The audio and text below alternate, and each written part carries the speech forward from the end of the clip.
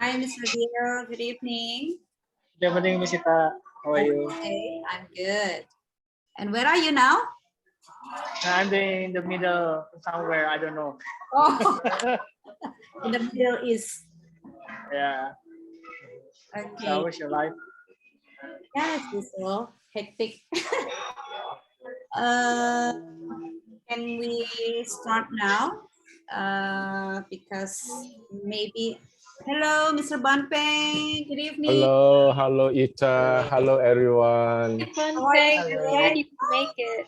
I'm really excited, but I have to leave in half an hour because I have another meeting starting at 8 o'clock. So I hope Ita will record and then maybe put on YouTube because there's really a lot I want to learn. Yeah. You're so busy, Mr. Banpeng. Okay. Pressure. Okay. Can we start now?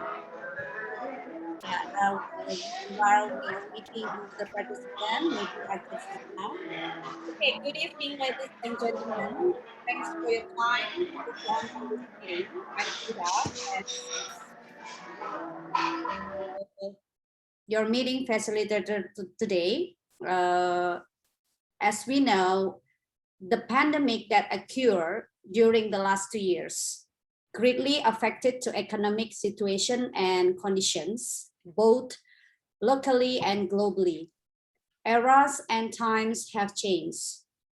Ordinary people who initially only do business trade and do business conventionally, like it or not, are ready or not at this time, they are required to understand technology and follow market taste, ready to compete and in the e-commerce business.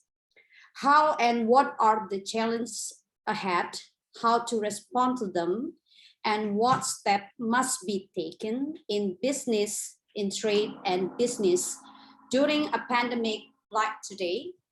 Let's join the conversation with Ms. Gracie Waltono. And we know she is one of the winners of the International Public Speaking Contest.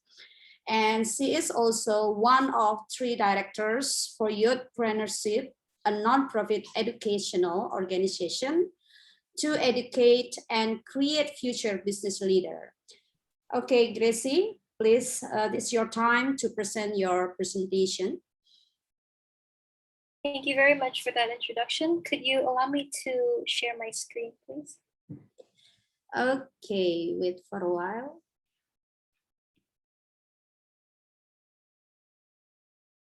Okay. Thank you. Okay. All right. Hello, everyone. My name is Gracie, and I'm here to offer you a quick look into the world of e-business enterprise, its business benefits, its projections, a case study, and how you too can start. But before we do, online business or e-business is any kind of business or commercial transaction that includes sharing information across the internet. And you'll find that it's a term you'll be hearing a lot more in the future because it's really growing very, very quickly. Hey, did you know? You could be fined for leaving litter behind on the table. Okay, well, before we begin, however, what is the #1 objective of all businesses? At first, maybe it's survival. Later on, maybe it's growth. But in the long run, all businesses have one common objective, and that's profit. And how do you make profit? It's easy. There really is one simple answer. You need a large profit margin. And what is a profit margin? The profit margin is the difference between what you earn and the costs you spend. And if you're looking to make profit, then look no further because online enterprise is, as you'll see later, the answer. On the background of the continuous rise of commerce, there has been a lot of debate about the characteristics of an online store versus a physical store over the past decade. But you'll see now that online businesses and online stores are becoming more versatile. They're pretty much everywhere. An online store can be something that's entirely intangible, something where you make a transaction, the product delivers straight to your doorstep. Or an online business could be something like the type of system we have right now. A lot of companies are operating from home. A lot of the databases are online. There are many different types, but right now we'll be getting into the more conventional type of online business where transactions are carried out entirely online. So first and foremost, each type of store, online or physical, has its pros and cons. But one thing is clear and unanimously agreed, even by professionals. E-commerce is here to stay and it's only growing. In fact, it's projected that by the year 2025, the e-commerce industry will have a net revenue of $3.4 trillion in an increase. With this growth, e-commerce sales are gaining more and more space in the retail market. As you can see from the projection screen right there, in 2020, retail e-commerce sales worldwide accounted for $4.28 trillion US, and e-retail revenues are projected to grow another $5.4 trillion in 2022. So if you can see from this graph right here, you see it's an upwards rising trend.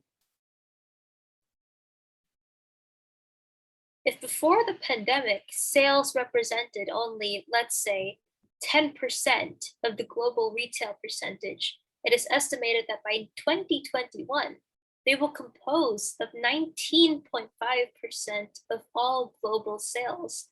Now that it's 2021, and as of April of this year, it's grown to become 21.3%. So it's much larger than what's estimated. And it's shocking when you consider that only 65.6% of the world population has access to internet.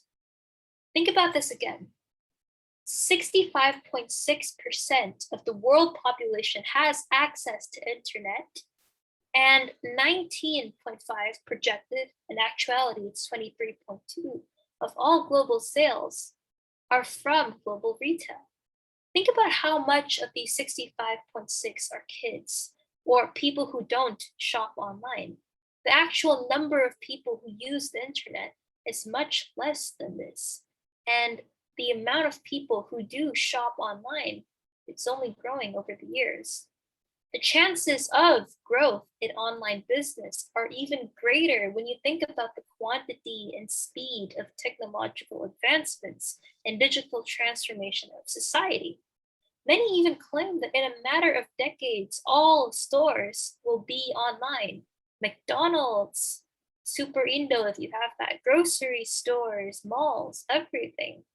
Many even say that in the future, physical stores may not exist. So with e-business, really, it's either you keep up with the change or you get left behind because it's continuously changing.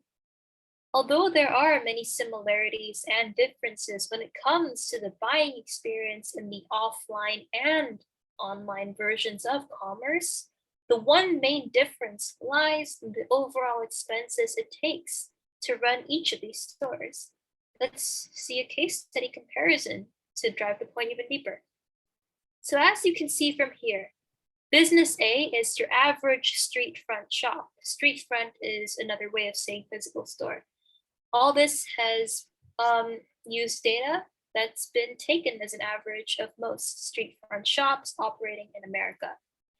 Typically, the rent is between $3,000 to $6,000. So here I've put $4,000 as the cost. Electricity and rates could charge up to $400. Other costs could be up to $500. Staff could be $12,500 based on $60,000 per year. And the average overall total fixed cost monthly is $17,400. Now for Business B is an entirely online-based shop.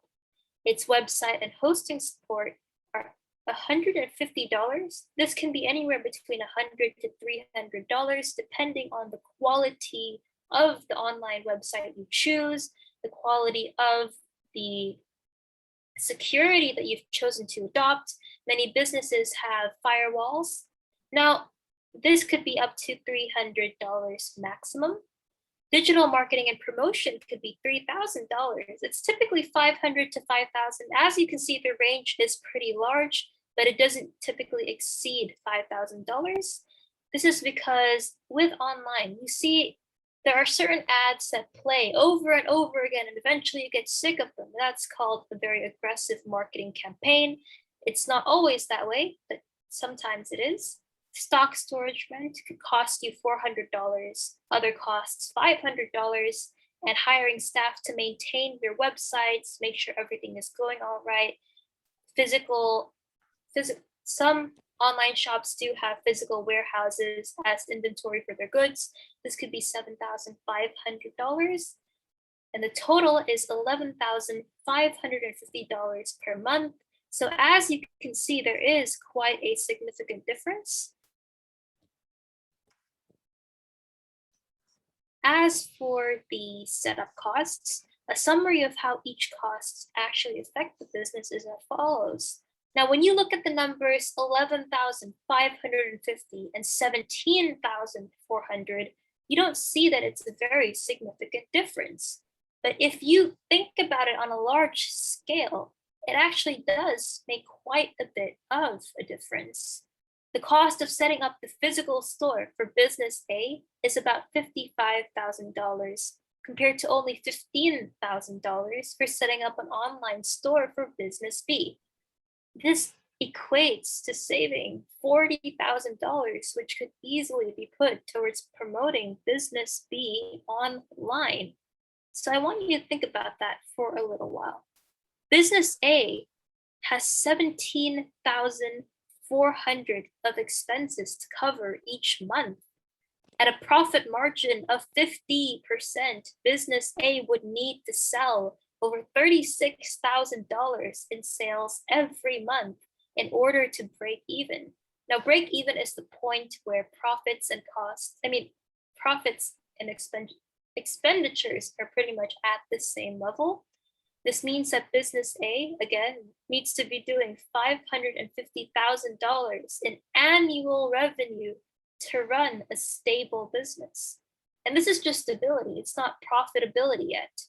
In contrast, business B has $11,550 in monthly expenses and therefore would need to sell only $23,000 a month in order to break even. This means that business B would need to aim for $350,000 in annual revenue to run a stable business. So I don't think you need to be very good at mathematics to see that $550,000 and $350,000 is quite a large difference. And as you can see, it's nearly $6,000 cheaper per month to run the online store business. And the annual turnover is a whopping $200,000 less to be a stable business. Now, some common misconceptions about online stores is people think, oh, yes, you may not have to pay for a physical setup, but there's safety concerns. Some people might not be happy with the product, they'll have to return it. But as I've mentioned earlier, the face of online business is continuously changing. And with change comes great development. Now, to address the first point, what about the safety concerns of it? What if it's not guaranteed? Well, a lot of high-end businesses nowadays employ something called online enterprise safety guarantee. And what that does is they recruit the help of other platforms. One of them is myr.id that guarantees the safety of your transactions by giving you a certificate that you can use legally. And what this does is this ensures that the product you buy and the product you receive are exactly the same. A lot of online businesses also ensure that they have testimonials from other customers on full display on their profile, so you can clearly see that the quality of what they're promising is the exact same. As for the concerns of the product quality being under fire, that's something that's gradually been improved over the years, and you can see with any statistic that it's improved very greatly. So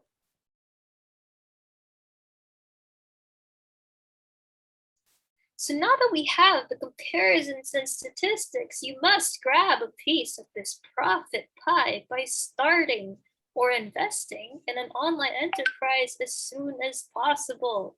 If you don't have an online business up and running in this digital era, then you're missing out on massive profits. What are you doing?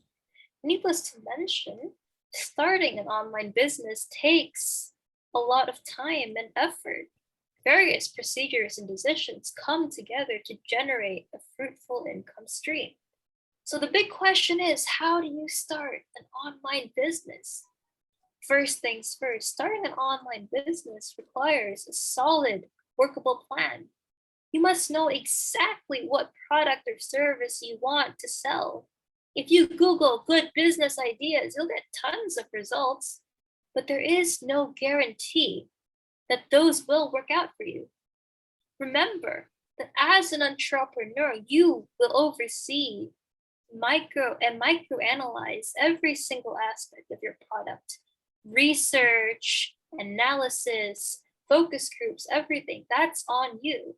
Selling something you are not passionate about and know little of will only wear you thin. So really, passion is key.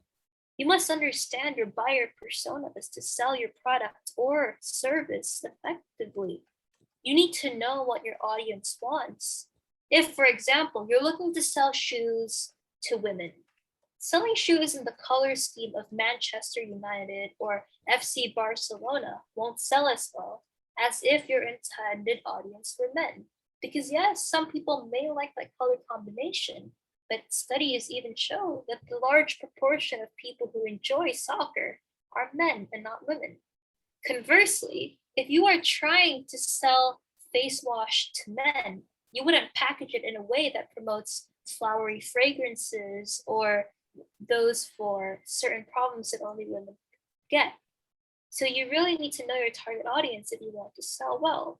There are many strategies that you can implement before you start selling your products online. And now I'm going to highlight just in 10 simple steps how you can start your own online business. Now that you've decided on your business model, let's zoom in on the operational aspects of starting one. In a step-by-step overview, you can see that number 1 is determining your niche and business idea. Number 2 is conducting product research, learning more about online business laws, conducting market research, define your target audience, source products to sell online, evaluate product viability, define your brand and your image, launch your online store, and finally, growing your business. Let's look at them step by step, shall we? Coming in at number 1, determining your niche and business idea. A business niche stands for your focus area, essentially what you're focusing on specifically, the area where you specialize in that one specific field. It's a market segment and target audience that you primarily cater to.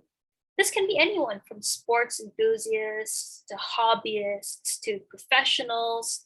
You need to pick a niche for your new business, but the question is, how do you find a good one? You need to first check that your target audience has A, no problem with whatever it is you're selling. It needs to be non-problematic, and you need to make sure that it is generally acceptable. Number 2, a problem that no one else is solving well enough. Remember, you need to be unique. Willingness to pay for a solution to that problem and sufficient discretionary income to afford the solution.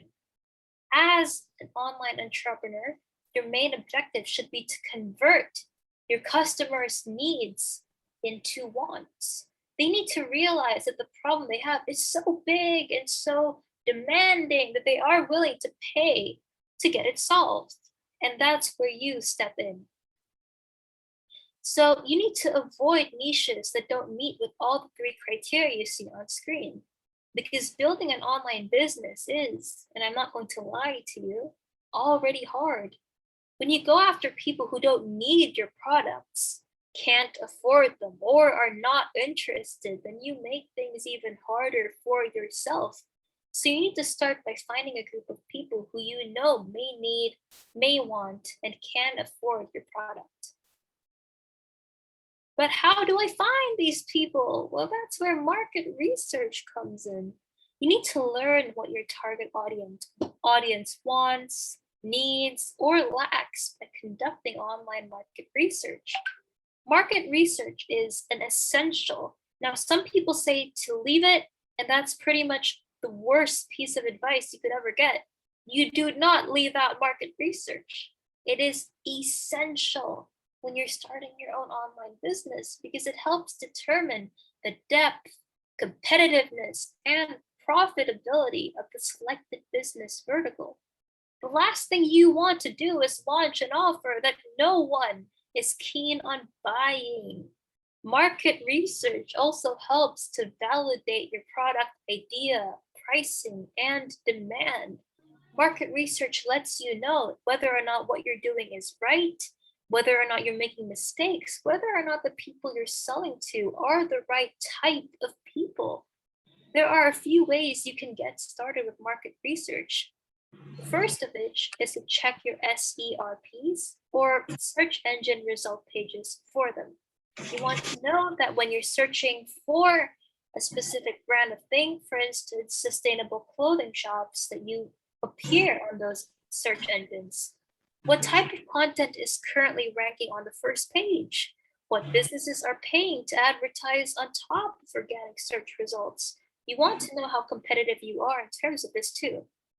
Doing so will help you pre-assess your competition, plus get information for a preliminary search engine operation and digital marketing strategy based on the content that your target audience prefers. Next is to research your competitors. You also want to take a closer look at your main competitors. What are the biggest business ventures in your niche? How much money are they making? What are their strengths and weaknesses? How do you compare to them? By putting a microscope over other players, you can figure out what could give you a competitive edge over them. Finally, you can track high-performing keywords. What are high-performing keywords? High-performing keywords are essentially the analysis of how different demands for products changes in your niche and what content ranks the best by monitoring niche relevant keywords. Some good tools that I personally find are relevant are Google Trends, Google Keyword Planner, Ahrefs, and SEMrush. Of course, the latter two are paid, but in my opinion, it's a very worth it investment because they do offer in-depth analysis of which keywords do help your business grow. Google also offers a variety of services like Google Sites or Google Trends. And essentially what this does is this helps to track the growth of your online business. Next, who is your target audience? You can find your target audience by two ways, using demographics and psychographics. Okay, a lot of us hear about demographics, but psychographics, that's new. Demographic data includes basic socioeconomic characteristics like age, gender, ethnicity, etc. As we've observed with the example of the shoe, it's easy to see at a glance that people from a higher income will be able to afford high-end shoes, and the preferences of men and women, people of different ages, are different. But psychographic data, this is where a lot of businesses fail. They don't use psychographic data into consideration. It includes various psychological characteristics like values, beliefs, interests. For instance, if you wanted to start a shop that specializes in bacon, would it be wise to pay for advertising in Saudi Arabia, where you know it's a Muslim majority? If your target audience was the older generation, would you sell them butterfly earrings or neon green eyeliner? Sure, they can afford it, and demography-wise, they may purchase it. But if you looked at it on a psychographic analysis, you get an in-depth yes/no answer. And when combined, these two insights help develop a thorough understanding of your ideal buyer needs, preferences, and purchase habits. Next is sourcing products to sell online. Because you're selling something, you need a supplier for it. You cannot run, and I repeat, you cannot run a successful online business if your products are just meh, because you'll then hit the trending pages on social media, but for all the wrong reasons. So you need to spend an extra amount of time considering your product sourcing strategy. Number one, of course, is to make your own products, because again, being unique is to be on top. The option is relatively easy if you plan on selling digital products, but physical product manufacturing involves a lot of hard work in terms of design, material selection, and whatnot. Next is to find a drop shipper. You can find a manufacturer that allows you to drop ship their products. Many small business owners negotiate drop shipping deals with overseas manufacturers, mainly Asia-based, to offset business costs and again, to increase their profit margin. Working with a wholesaler. You can find a wholesaler to provide you with a range of products to purchase and curate on your online store. You can also find a wholesaler to distribute your products for you if you plan to manufacture them. We also have the evaluation of your product viability. If you want to holistically evaluate your product's viability before purchasing or manufacturing a big order, you need to ask yourself a few questions. Is there a successful online business already selling products like that? Is the demand for this product sustainable, or is it temporary? Is it a trend that will pass in, let's say, another month, another 2 months? Does the math behind this product make sense? Can you sell it as a profit? Remember, it doesn't matter how cool your product seems. What's important is that it's viable from a business perspective. And when you're making business objectives, you need to make sure that they are smart, specific, measurable, achievable, realistic, and time specific, because these do keep you in check. Defining your brand image. A brand image is the overall vibe of your business. If you want everything from your business name to your web design to convey a consistent visual image and ideas, then it also applies to your off-site presence. And what I mean by off-site is on social media, email, newsletter, and even packaging.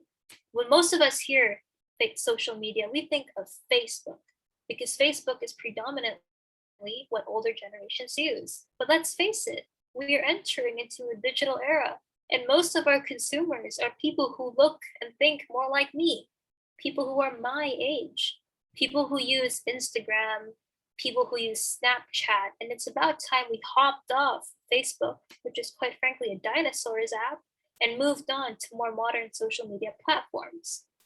As you work on your brand identity, you need to pay attention to your logo, color scheme, page layouts, fonts, graphics, and photos, and basically all those points I mentioned on screen. Your brand image should be a result of all these elements working together. And I repeat, all of this should complement one another. Otherwise, your brand image will be a flop. The next step in your online business plan is preparing for the big launch. This means setting up and configuring your e-commerce website. An e-commerce platform is a technical backbone for selling online, such as software that, like Tokopedia or Shopee, that provides you with all the features you need. From a product catalog to payment processing, many platforms are popular for being user-friendly, and these are just some that I personally use. Now, when you are launching your online store, you need to make sure that there are various payment options. When I was 13, I wanted to buy eyeliner for the very first time, but had no online money. My parents were very against that, and so I went to Lazada because they had a cash on delivery option. I got my eyeliner and my parents got mad because of course I went to school looking like a raccoon.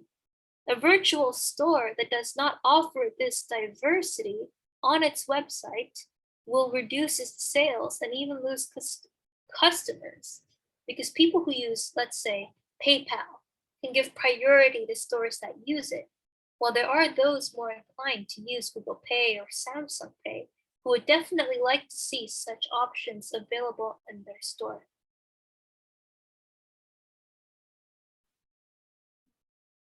I want you to take a look at these two cakes and tell me which one you'd rather purchase.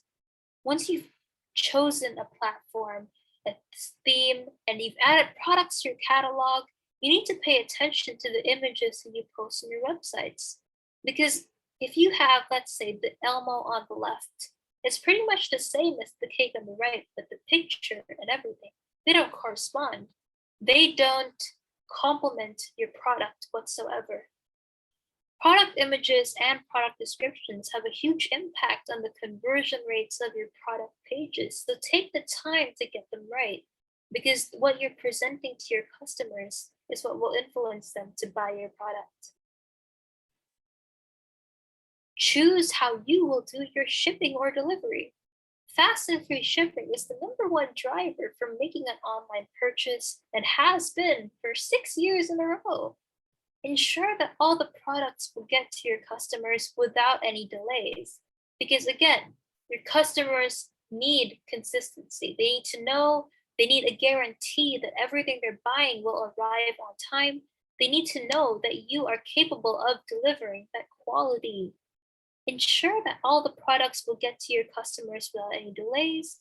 And as you can see on screen, there are several shipping strategies for that.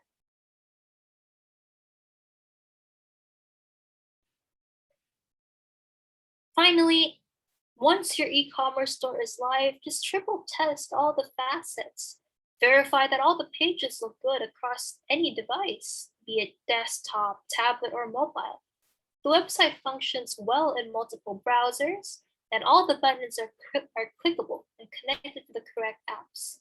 If you have a budget, hire a QA specialist to run the tests for you and report on the findings. And once everything is set up, it's time to start driving traffic to your e-commerce store. Prioritize the following channels.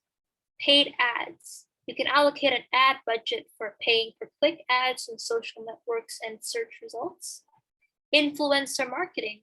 Partner with social media influencers to promote your products. It's another quick way to get them in front of your target audience. They're called influencers for a reason. Complement paid campaigns with organic traffic by building audiences on Instagram and Facebook. Search engine optimization. Ensure that all your website pages are SEO optimized, then create a content marketing strategy for your blog. Email marketing. Build an email list by capturing the email addresses of the people who visit your e-commerce store. You can promote your products to your email subscribers this way. Finally, starting an online business doesn't have to be overwhelming. Take it one step at a time. First, research an e-commerce niche and in-demand products. Next, figure out your business model and fulfillment strategy. Afterwards, start setting up your online business. Choosing an e-commerce platform, then configuring its design, and adding products to your catalog is a step-by-step and simple formula that you too can use to getting your online business up and running. Focus on driving traffic to your online store. And once that's all set up, make sure to collect as much data as you can for analysis. And don't worry that you don't know everything that there is to know about e-commerce. No one does, and we're all learning as we go. It's all continuously changing, so you can help yourself by keeping up with the time. With a small amount of money and time, you too can create an online, even automated business that serves the roaring ocean of people on the internet. So get up and be on the go. That's all for me today. I will now open the floor for any questions that anyone may have.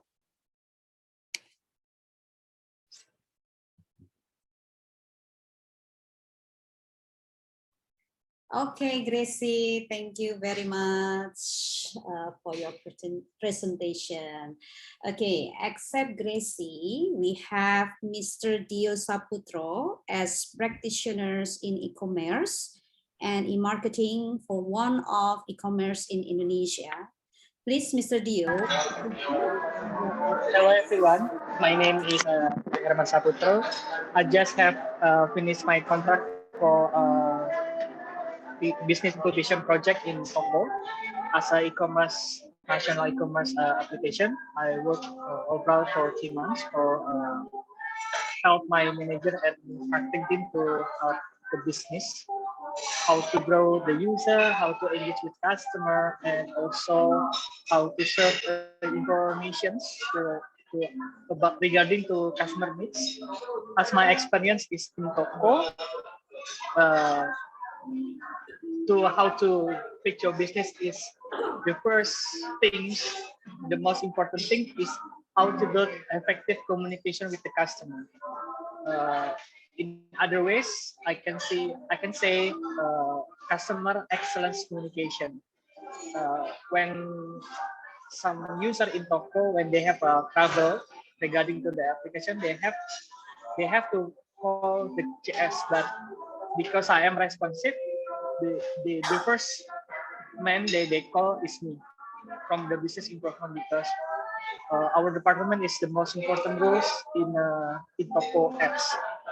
Uh, my experience in Toko give me many wonderful journey.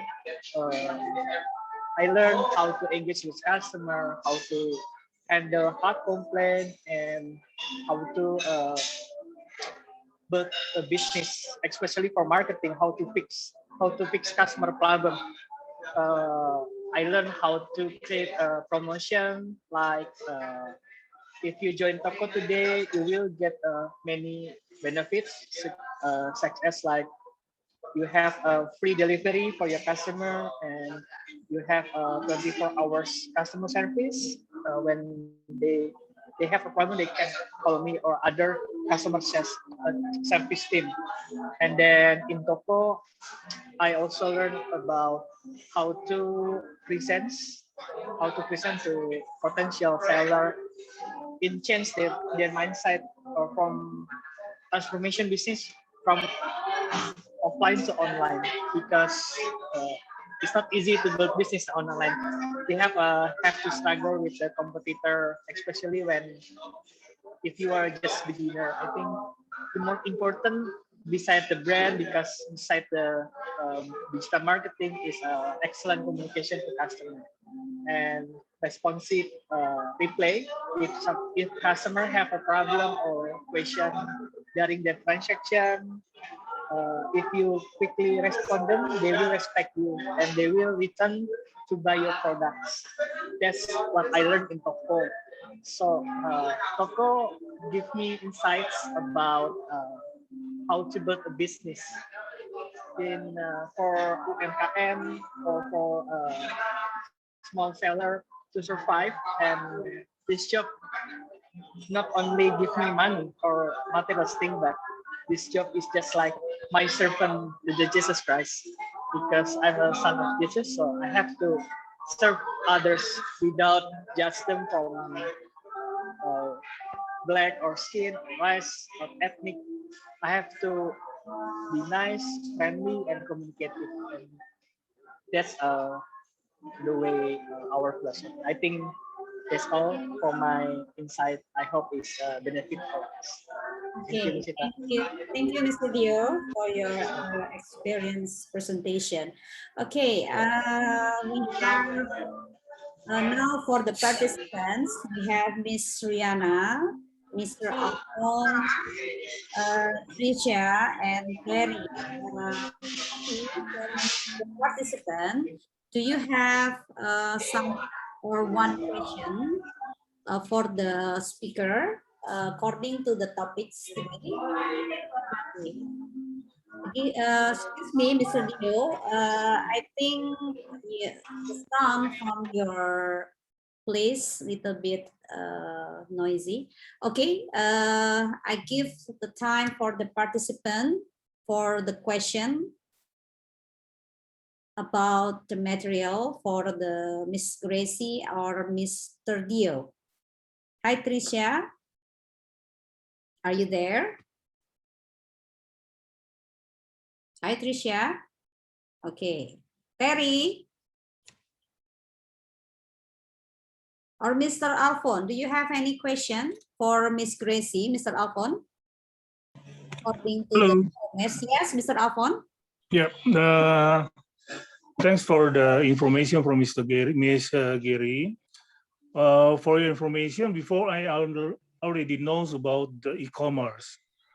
On 2016, my company already built about the e-commerce, but we have a problem with the distribution in Indonesia to other place.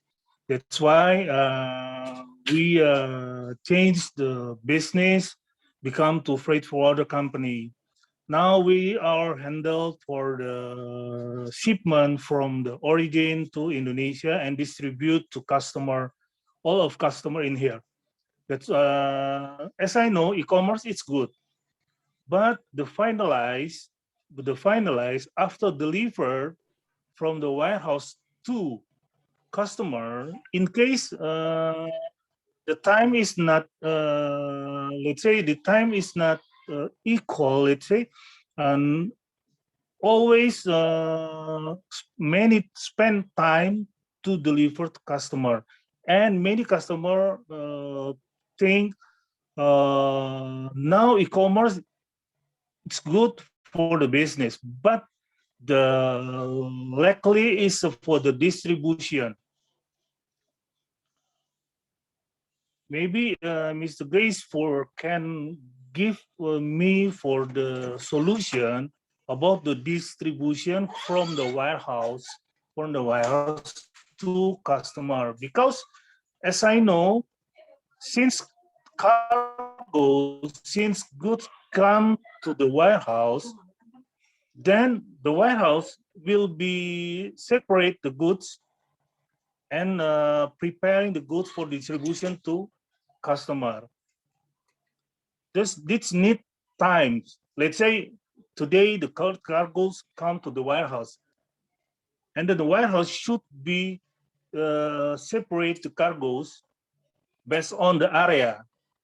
This is the problem. Estimate, let's say, from the origin to customer, let's say 2 until 3 days. But the actual, not 2 or 3 days, but can more than 3 days. We have lack for the distribution in here. But for the sender, the cargo is no problem. I know because now I'm joined in the one of company. My job is my company is freight forwarding company. We send the cargoes from origin to destination using container also. That's why I know about the shipment from the origin to Indonesia, and I know also the bad experience in warehouse in Indonesia. That's why maybe for the e-commerce business, I will know many from Ms. Grace for the solution. Okay, thank you. Are you asking about delayment in shipping? Pardon me? Are you asking about delay in shipping or? Yes, yes, yes. Oh, okay. So something that I think a lot of online businesses face is lack of consistency, and that's not their fault. It's only because their suppliers do take a lot of time to deliver it. Something I mentioned in my presentation is drop shipping. Drop shipping is actually one of the most useful things that I think an online business could have, because what it does is basically, let's say you're in the Sunter area. Another big corporation pays extra to have their products delivered around your area. Now, if you can partner up with that big corporation, let's say you pay them to let them have space in their trucks to fit in your goods and services. So bisa sekalian, like on route, they deliver your products to your destination and you pay them just a small amount, you don't have to pay them the whole amount of paying the truck company, then that's typically what a lot of businesses do. There is a limitation to this, however, because you're using a little portion of the space they have on their delivery, you may not be able to ship large quantities of it at one time. So you need to make sure that your warehouse is really close to theirs and they can pick it up.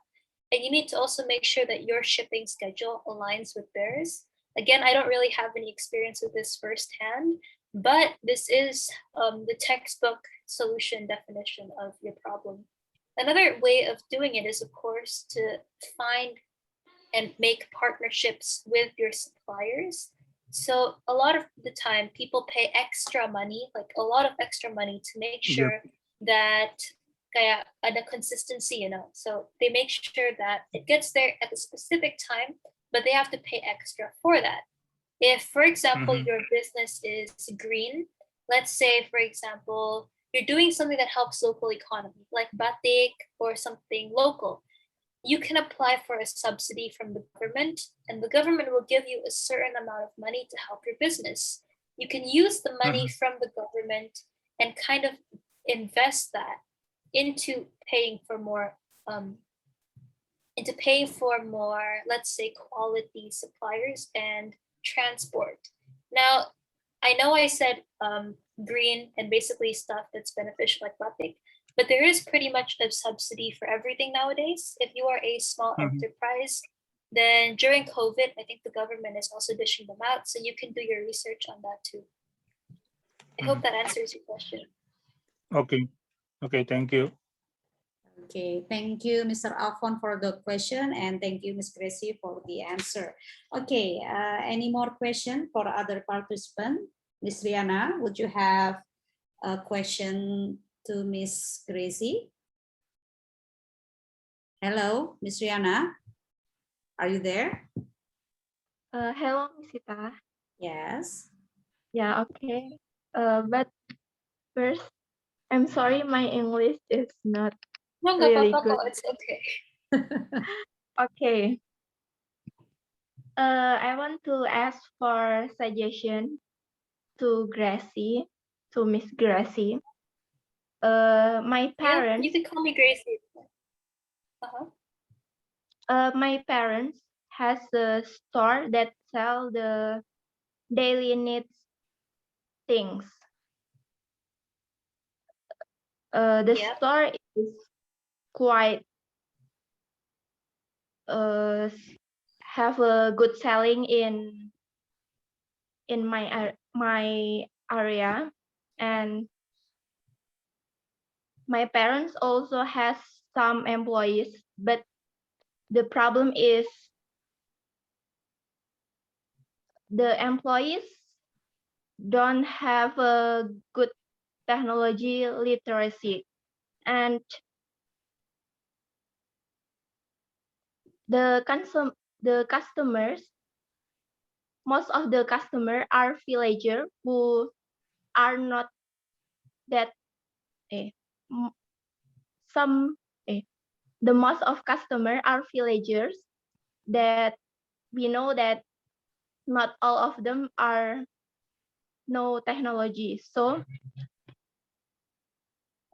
do you think is it possible to go to e-commerce? Because as we know that daily needs goods also has so many competitors in e-commerce. Okay. And what's your suggestion about it? Okay, aku campur Indo aja ya, biar lebih gampang. So basically, e-commerce, kan I said it is very good. It does help. Now, if you're selling daily needs atau kayak everyday items, itu of course the niche is very big. Niche-nya tuh besar. So ada banyak korporasi out there kayak Super Indo, Carrefour, Mega, semua kan juga jual daily needs. Jadi kalau misalnya mereka udah jual kayak gitu, kompetisinya juga cukup besar. Kalau misalnya mau consider selling online untuk daily needs, untuk itu sih aku rekomendasinya sih tidak. Mendingan sellingnya physical store gitu aja.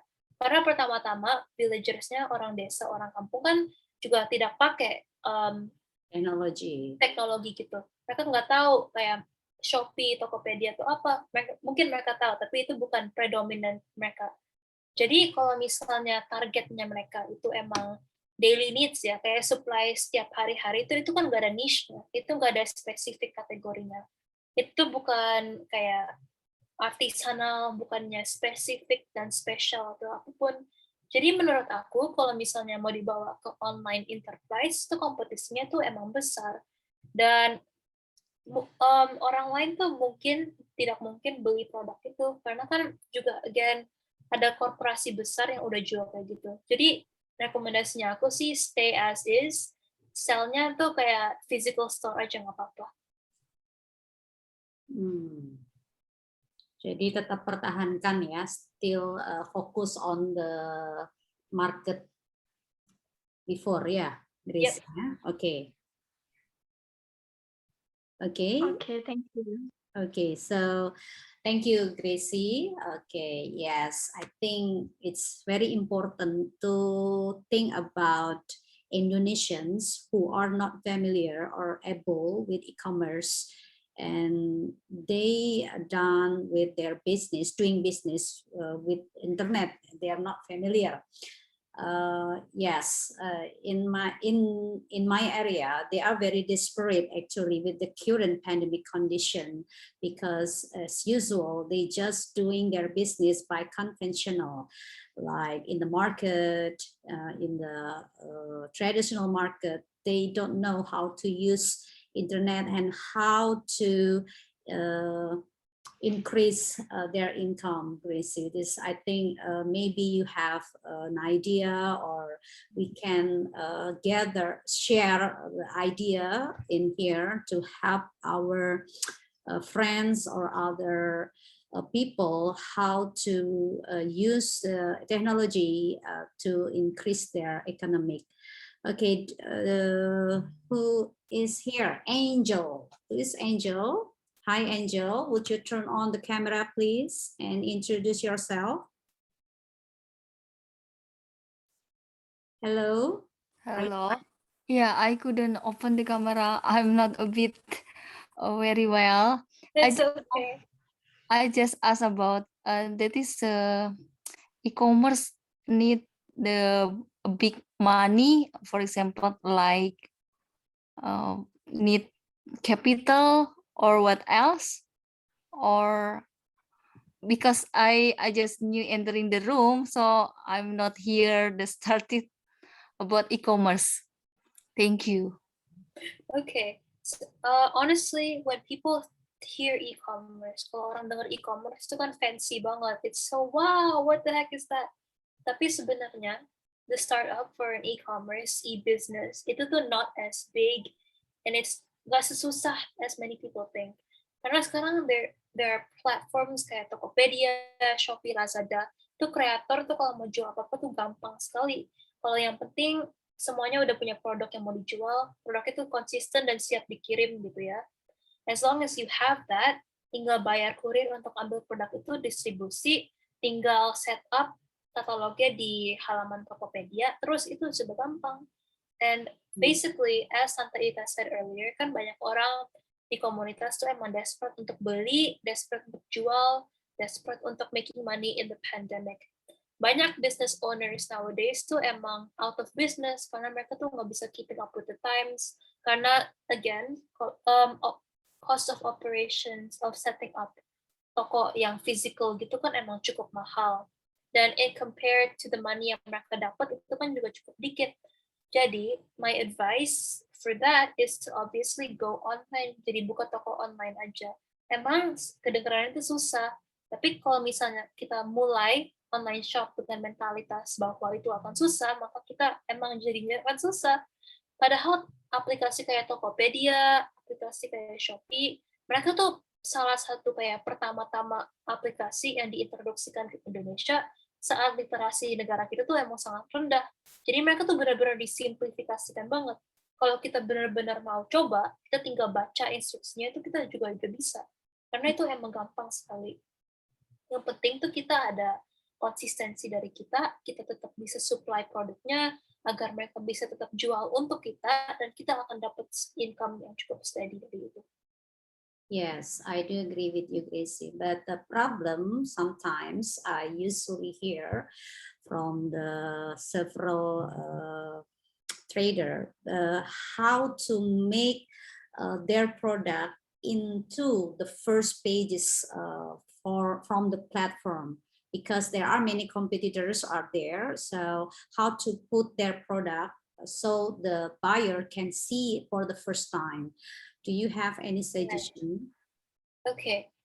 As I've mentioned earlier tuh, kalau misalnya produk itu niche itu berarti unik gitu kan. Kayak misalnya, oke, tuh kalau misalnya semua orang tuh jual kaos putih gitu, kayak plain white. Kalau kita jual kaos tie-dye yang kita bikin sendiri, kita ikat sendiri bajunya, kita cat sendiri di rumah, itu bakal lebih likely on the front page. Karena today tuh orang tuh lagi cari tuh hal yang lebih unik gitu. Karena kalau unik, mereka bisa posting ke sosmed. Terus kalau misalnya mereka bisa posting ke sosmed, itu berarti itu lebih cepat trending untuk mereka sendiri sebagai individuals.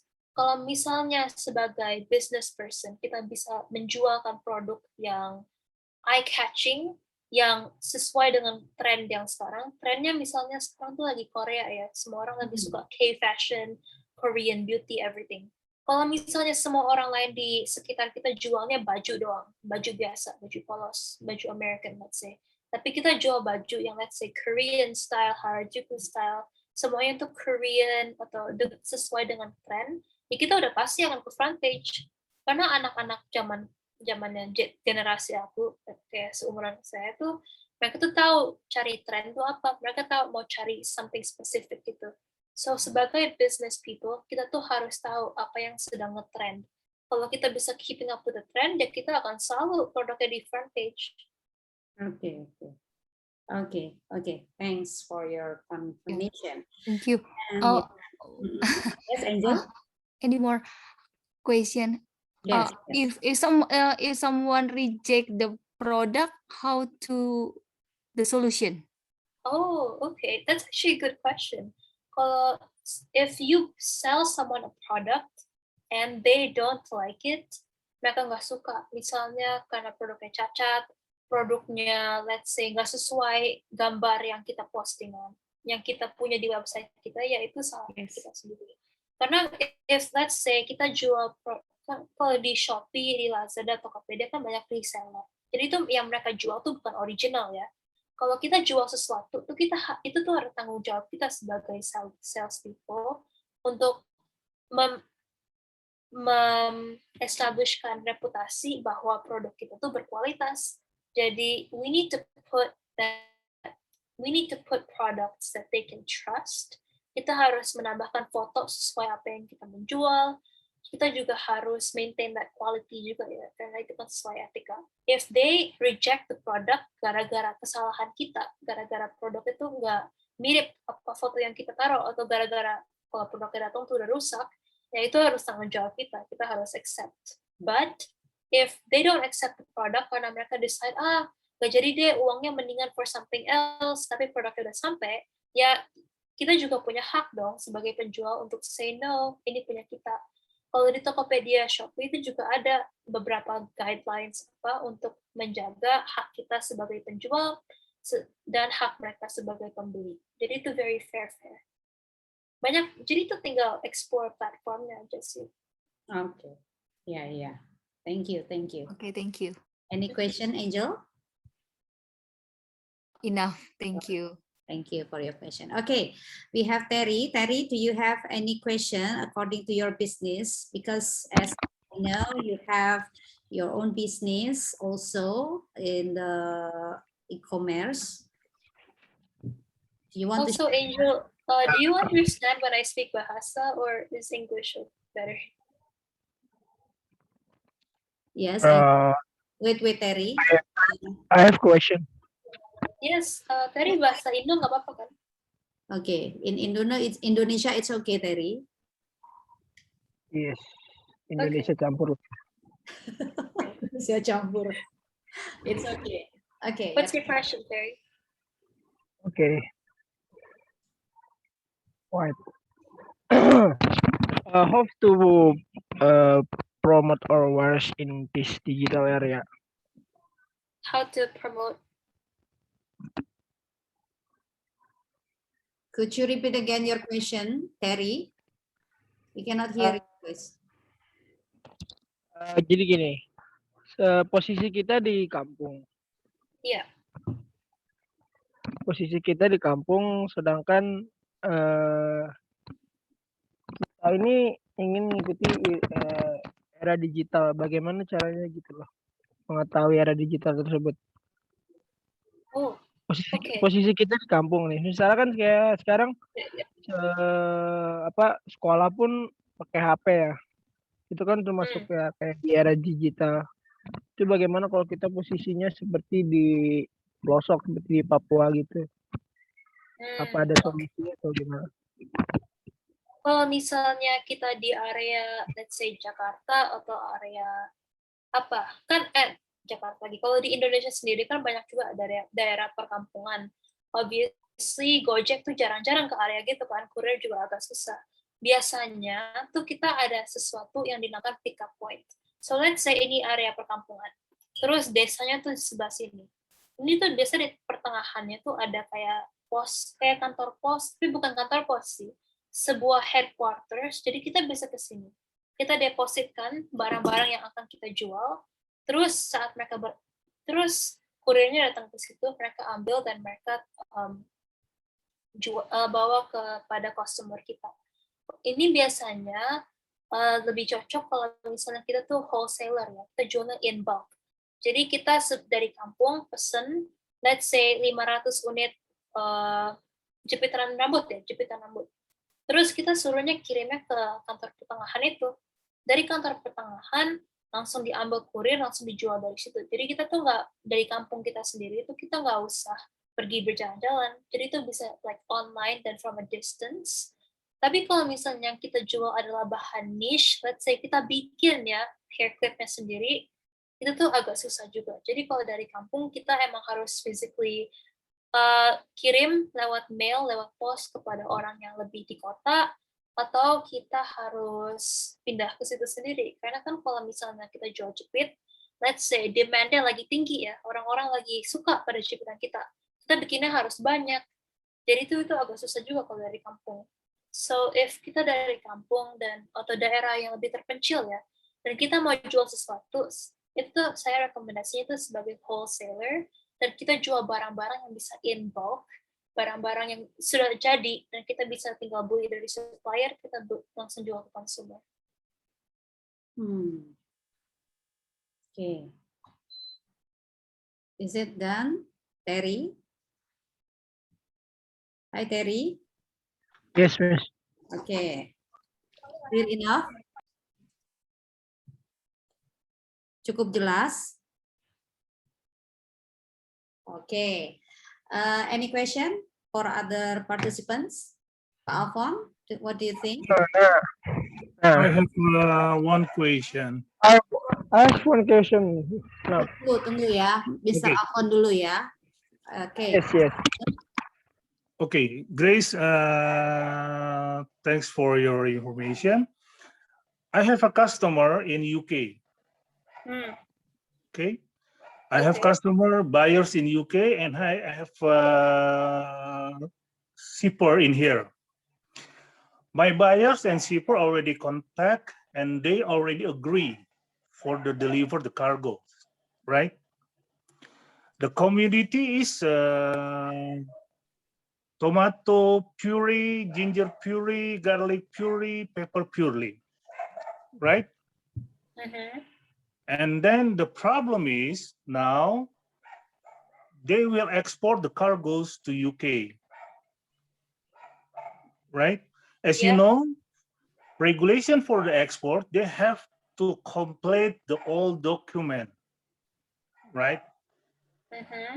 Okay, they should be prepared all document for the export license, right? And then they should be registered for the goods and the name of goods.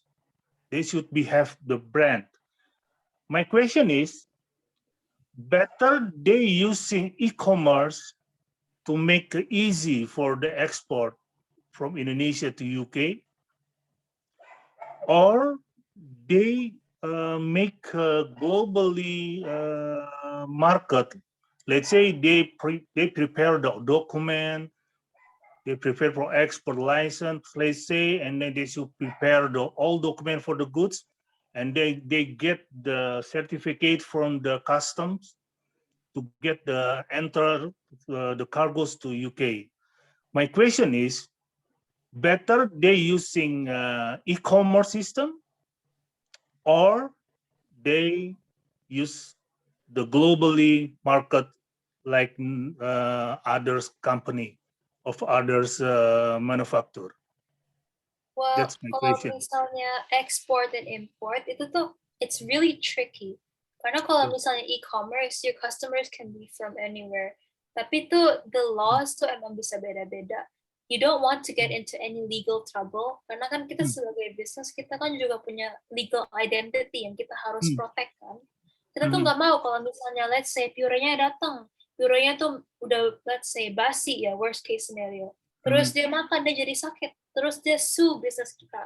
Kita kan nanti juga harus deal with the fact that we exported it to them, dan dia jadi sakit. That's on us. So e-business itu tuh lebih baik kalau misalnya kita jual digital product. Jadi kalau mau ke luar negeri, kalau mau jual digital product tuh gampang. Karena kan tinggal transfer, terus kita nggak ada physical shipment.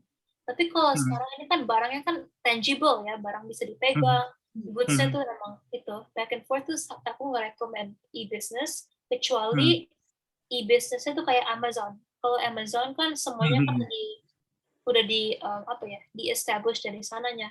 Mereka tuh udah cukup besar. Mereka punya headquarters di Southeast Asia, di mana aja. Jadi tuh ada kayak midway point gitu. Kalau misalnya kalau misalnya bisnisnya ke sana kan belum tentu ada kayak middleman-nya gitu. Jadi kan harus langsung dari Indonesia ke UK. Jadi itu cukup jauh. In my opinion, lebih baik kalau misalnya pakai the global monetary trade, itu global system daripada e-commerce karena itu nggak as riskan, not as risky. Okay. Thank you. Thank you, Mr. Alphon. Thank you, Gracie. Okay, Terry, your turn. Do you have any question for the last question? Hello, Terry. What is your question just now? Umur. Jadi kita punya dagangan nih. Kita punya dagangan. Kita ini termasuk orang yang gaptek gitu. Teman kita jatuhnya itu customer mau beli. Iya. Tapi dua-duanya ini sama-sama gaptek. Posisi rumahnya tuh lumayan jauh, itu bagaimana menanggapi? Kan sama aja kayak di era digital dong Kak, kayak Gojek itu Grab kan masuk era digital bukan sih? Yes. Right. Okay. Nah, sangat relevan sekali ya pertanyaannya karena emang itu. Nah, sesuatu yang kayaknya sih kebanyakan seller nggak tahu itu tuh kalau website seperti Tokopedia, Shopee itu mereka ada sesuatu yang namanya Seller Help Center. Jadi itu mereka tuh punya kayak step by step guide cara menggunakan platform mereka dan cara menjelaskan cara menggunakan platform mereka kepada pembeli kita. Jadi itu kalau misalnya kita lagi menggunakan Tokopedia untuk menjual produk kita ya, kita tuh emang kurang tahu cara ngerti pakainya. Nah, Tokopedia sebagai korporasi, aku tuh pakai Tokopedia sebagai contoh dulu, mereka kan juga harus memikirkan, loh, kita kan baru, kita cara mengedukasikan buyer kita tuh gimana, biar mereka juga mengerti. Jadi itu kebanyakan platform online gini, mereka tuh punya help center. Jadi itu kita tinggal pergi ke website mereka nih, terus kita baca step by step gitu. Terus mereka ada kolom FAQ. Kalau kita tetap nggak ngerti, kita tinggal menuliskan email kepada mereka saat kita memulai online business kita, dan mereka bakal jawab any questions yang kita punya. Nanti saya link deh untuk Tokopedia di sini. Kalau Tokopedia mempunyai pusat bantuan untuk sellers. Mereka ininya online.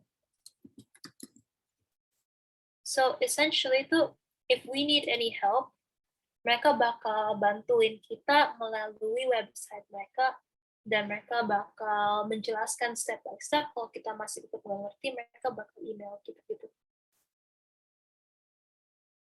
Okay, that's it. Okay, thank you, Gracie. Okay, Terry, do you understand or do you have more question? No? I have question, Miss Ita. Yes, yes, Rihanna, Miss Rihanna. Okay. Sometimes the problem for the new entrepreneur is we know that customers buy things on e-commerce based on review, and a new store that doesn't has any review on their online shop. Oh, okay. Customer will not believe the accuracy and the accuracy of that online shop. So there is very little probability for the customers to buy things from the new online shop.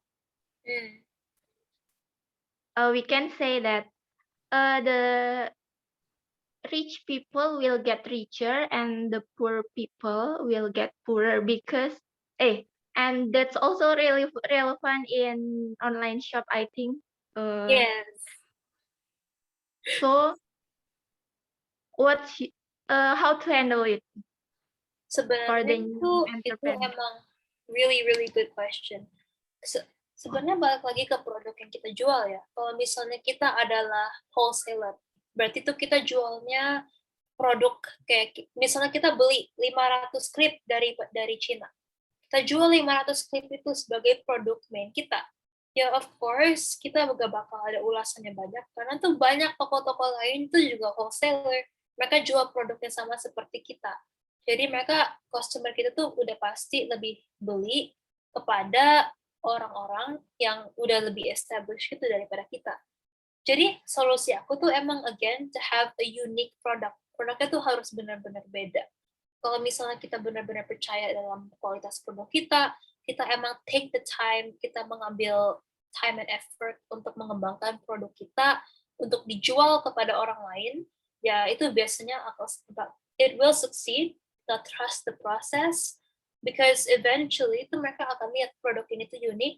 Kita tinggal fotograf presentationnya semua bagus. Kita harus mendeskripsikan dan pada pertama-tama kita harus biasanya sih ya yang advice aku untuk memasang collateral. Collateral tuh sekuritas atau kayak jaminan security against borrowing. Jadi misalnya mereka beli, terus kita bilang kalau misalnya produknya let's say tidak sama seperti foto yang kita tayangkan pada website kita atau foto atau produk yang dapatnya tuh ada cacat atau apa, kita tuh harus tanggung jawab dan kita bisa meng-offer them refund atau kita bakal mengambil produknya balik. Jadi itu tuh gimana ya? Jadi jika kita offer sekuritas kalau orang beli produk kita untuk pertama kali, mereka tuh bakal lihat bahwa kita siap untuk mengambil tanggung jawab dan lebih banyak orang akan mengambil dan membeli dari toko kita yang online dan akhirnya kita juga bakal mendapatkan ulasan lain. So in conclusion, sorry tadi jadi lama banget. My advice tuh first produknya harus unik. Two, mungkin kita bisa suruh teman-teman kita untuk memberi ulasan. 3, dan lebih penting most importantly of all, kita menambahkan collateral. Karena tidak semua toko tuh mempunyai collateral. Jadi itu kalau misalnya collateral maksudnya tuh kita bisa memberikan mereka uang mereka balik jika misalnya produknya beda daripada apa yang kita tayangkan. Dan kalau misalnya customer kita emang scam-nya, kita bisa menyuruh mereka mengambil foto dulu untuk sebagai bukti bahwa produk ini tuh emang tidak sama atau misalnya mengirimkan barang itu balik sebelum mereka dapat uang mereka balik. Okay. Thank you, Gracie. Yes. Maybe I can add some conclusion for Rihanna. Maybe you can join on exhibition then Yes. you can show your product in exhibition, because my customer, first of all, they goes to exhibition and then all people knows their product. After that, since the product can get received from the customer, then they join one of company who can handle for e-commerce. That's, I think, exhibition is good idea for your new product That's or really your unique smart. product. Okay, good idea, Mr. Alphonse. So we have many exhibition online, yeah, for now. Yeah. Thank you. Good idea, Mr. Alphonse. Thank you. Okay, everyone. 1 hour already for the meeting. I think we have to close and end this meeting. And thank you very much for your time and participation for in this meeting, especially for Gracie also, for sharing to us about your knowledge and your experience about e-commerce. Okay, I think thank you and good night for now. Good Thank night. Thank you, everyone. Okay, sorry, I have one information. If you have any question or do you want to join with the English business with Gracie, you can contact me or in the email or on my WhatsApp. I will say to Gracie about the time and the deal. Thank you, everyone. Bye-bye. Sebelum kita Bye. closing, kalau misalnya ada yang interested, aku sudah taruh link seller Tokopedia di bawah. Itu tuh basically informasi cara menjadi seller baik, cara rules and everything. Jadi, Yeah. Okay. Thank you, Gracie. Okay, Gracie. Bye-bye, everyone. Okay. Gracie, for a while, I need to talk with you. Yeah, it's okay. You can stop recording. You can stop recording. Because the host still on you.